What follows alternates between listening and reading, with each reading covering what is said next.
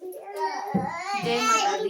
हिंदू पौराणिक मान्यताओं के अनुसार हर स्त्री, हर सुहागन स्त्री को वट सावित्री का व्रत करना चाहिए, जो हम लोग भी प्रत्येक वर्ष करते हैं।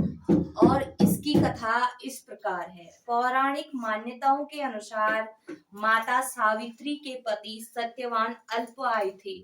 एक दिन देवर्षि नारद ने सावित्री को बताया कि सत्यवान की आयु बहुत कम है, इसलिए वे चाहे किसी अन्य वर का चयन कर सकती हैं। लेकिन सावित्री ने दृढ़ता से कहा कि एक पतिव्रता स्त्री अपने पति का चयन केवल एक ही बार करती है और सत्यवान ही उनके लिए सर्वस्व है।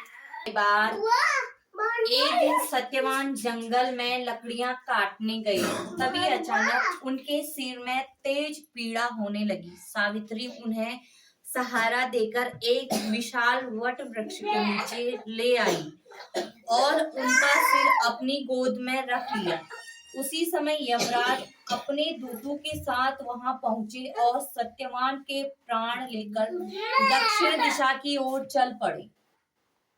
अपने पति के प्राण जाते देख सावित्री भी यमराज के पीछे पीछे चलने लगी। यमराज ने उन्हें समझाते हुए कहा कि पत्नी के साथ केवल पृथ्वी लोक तक ही होता है, अब उन्हें वापस लौटकर जाना चाहिए।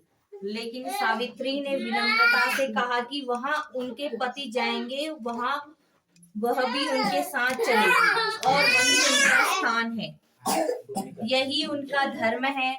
सावित्री अटूट निष्ठा और पतिव्रता धर्म से प्रसन्न होकर यमराज ने उन्हें वरदान मांगने को कहा।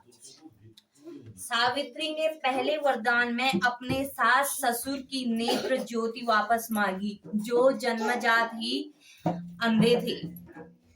दूसरे वरदान में अपने ससुर का खोया हुआ राज्य लौटाने की प्रार्थना की और तीसरे वरदान में स्वयं को सत्यवान के 100 पुत्रों की माता का वरदान मांगा। यमराज ने तथास्तु कहकर तीनों वरदान स्वीकार कर लिए और चल पड़े। बाद में सावित्री पुनः उन्हीं के पीछे लौट पड़ी, जहां सत्यवान यमराज के पीछे पीछे चल पड़े। यमराज के वरदान और सावित्री के अटूट सतीत्व के प्रभाव से सत्यवान पुनः जीवित हो उठे।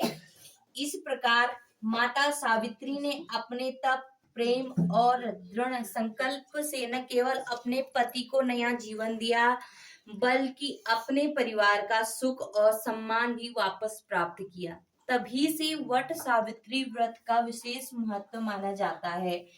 इस दिन सुहागिन स्त्रियां, महिलाएं वट वृक्ष की पूजा करके अपनी पति की लंबी आयु, सुख, समृद्धि और अखंड सौभाग्यवती की कामना करती हैं। जय वट सावित्री।